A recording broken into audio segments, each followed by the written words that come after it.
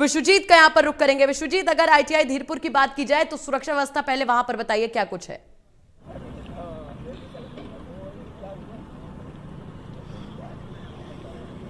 देखिए, सुरक्षा व्यवस्था हर जगह वैसी ही है जहां जैसे कि बाकी 20 लोकेशंस पर है। मैं 21वें पर धीरपुर में हूं और यहां पर 6 विधानसभा क्षेत्रों की काउंटिंग होनी है। तिमारपुर, सदर बाजार, बुराड़ी, चांदनी चौक, मटिया महल, बल्ली मारान और करोल बाग। तो ये मुख्य रूप से सेंट्रल दिल्ली के जो इलाके हैं वहां की काउंटिंग होगी यहाँ पर। और इसमें सबसे महत्वपूर्ण सीट जो अगर कहें तो ये बुराड़ी सीट से संजीव झा लगातार तीसरी बार मैदान में है। उनके सामने जीतने की चुनौती होगी। तिमारपुर सीट से भी दिलीप पांडे जो कि लोकसभा चुनाव लड़े थे आम आदमी पार्टी से, वो मैदान में है आम आदमी पार्टी की ओर से। और बीजेपी से सुरेंद्र पाल सिंह बिट्टू को टिकट दिया गया था जो कि पहले कांग्रेस, फिर आम आदमी पार्टी और फिर बीजेपी में शामिल हुए थे। तीसरा सदर बाजार सीट है, वहां से हालांकि सोमदत्त आम आदमी पार्टी के मौजूदा विधायक हैं। चांदनी चौक भी महत्वपूर्ण सीट है क्योंकि यहां से कांग्रेस से प्रहलाद सिंह साहनी है जो कि माफ कीजिए, आम आदमी पार्टी से प्रहलाद सिंह साहनी है जो कि पिछली बार कांग्रेस से चुनाव लड़े थे। और अलका लांबा जो कि पिछली बार आम आदमी पार्टी से चुनाव लड़ी थी वो कांग्रेस की उम्मीदवार है। बिल्कुल उलट पलट हुआ है। बीजेपी से सुमन कुमार गुप्ता है। तो ये भी देखना होगा कि बीजेपी यहाँ कमल खिला पाता है या फिर झाड़ू ही यहाँ पर अपना कुछ राज दिखाएगी, या अलका लांबा विधायक के तौर पर अगर कुछ उन्होंने किया हो तो वो वापसी करेंगी। मटिया महल सीट भी महत्वपूर्ण है क्योंकि यहाँ से शोएब इकबाल को आम आदमी पार्टी ने अपना उम्मीदवार बनाया है। इस सीट पर शोएब इकबाल पूर्व में विधायक रहे थे, लेकिन आसिम अहमद का टिकट काटकर जो कांग्रेस से शोएब इकबाल को पार्टी में शामिल करवाया आम आदमी पार्टी ने और फिर उन्हें टिकट भी दिया। बल्ली मारान सीट भी महत्वपूर्ण है क्योंकि यहाँ से दिल्ली सरकार के मौजूदा मंत्री इमरान हुसैन उम्मीदवार हैं और यहीं से दिल्ली सरकार के पूर्व मंत्री हारून यूसुफ भी उम्मीदवार हैं जी। तो काफी टक्कर मानी गई है। बीजेपी ने वहां से पहले सुन लेते हैं अरविंद केजरीवाल क्या कुछ कह रहे हैं की बहू है लता सोनी।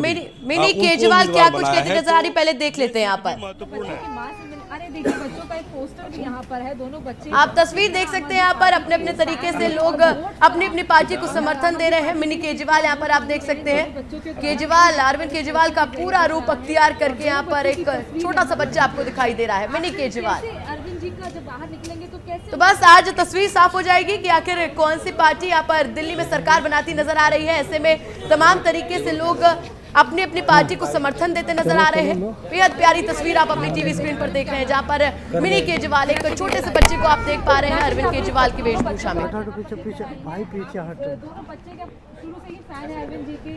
तो विश्वजीत झा हमसे जुड़े हुए, वापस से विश्वजीत का रुख कर लेते हैं। विश्वजीत, आप अपनी बात को पूरा कीजिए।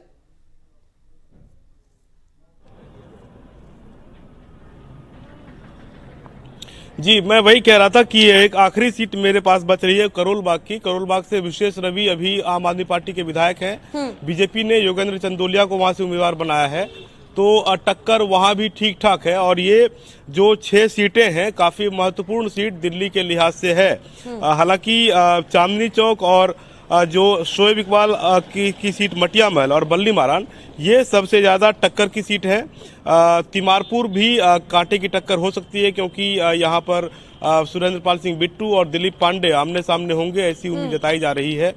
लेकिन क्या कुछ होता है ये अब से थोड़ी देर बाद, क्योंकि 8 बजे काउंटिंग शुरू होगी। 7:30 बजे जो काउंटिंग एजेंट्स हैं उनको आने का नोटिस दिया गया था। कैंडिडेट्स भी करीब करीब उसी वक्त आएंगे और उसके बाद 8 बजे सबसे पहले पोस्टल बैलेट की काउंटिंग होगी।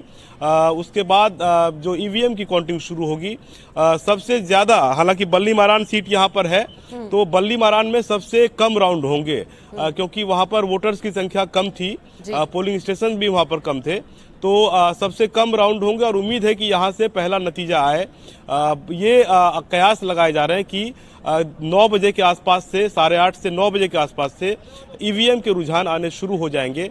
हालांकि फाइनल रिजल्ट आने में ये भी कहा जा रहा है कि 3 से 4 भी बच जाए, लेकिन रुझान और तस्वीर जो है 9 बजे से आने शुरू होंगे और वो 11-12 बजे के आसपास तस्वीर साफ हो जाएगी कि दिल्ली में राजनीतिक जो रुख है वो किस ओर जा रहा है। जी बिल्कुल विश्वजीत, बिल्कुल। अगर यहाँ पर एक चीज और देखें तो आपने यहाँ पर तमाम सीटों की बात की, चांदनी चौक की बात की है। चांदनी चौक में ही सबसे बड़ा उलटफेर हुआ है, ऐसे में हॉट सीट कह सकते हैं इसको, और सबकी नजरें इस सीट पर जरूर टिकी रहेंगी।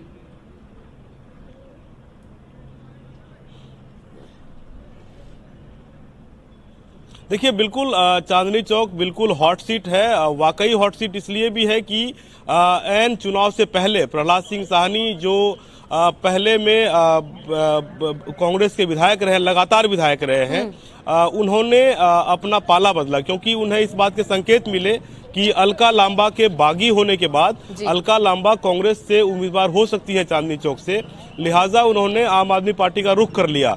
और अलका लांबा चूंकि पहले ही आम आदमी पार्टी से बागी हो गई थी तो वो कांग्रेस में चली गई। हालांकि कांग्रेस में टिकट को लेकर अलका लांबा को टक्कर भी मिली, लेकिन अलका लांबा को फिर भी उनको उम्मीदवार बनाया गया।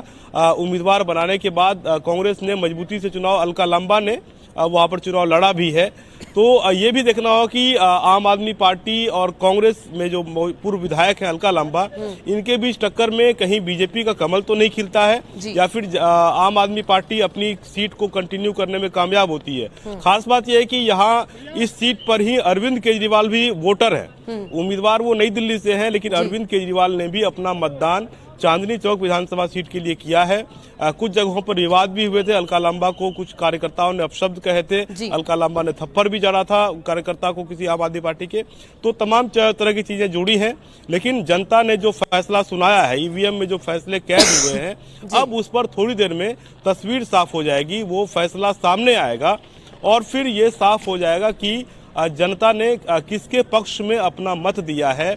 और जो राजनेता जो भी दावा कर रहे हों, लेकिन पब्लिक का क्या मैंडेट है वो क्लियर हो जाएगा। और जो भी ये भी कहा जा रहा था कि शाहीन बाग एक बड़ा मुद्दा बना था, सीएए के खिलाफ जो प्रोटेस्ट हो रहे थे वो बड़ा मुद्दा बना था और दिल्ली सरकार की ओर से डेवलपमेंट को एक बड़ा मुद्दा बनाया गया था।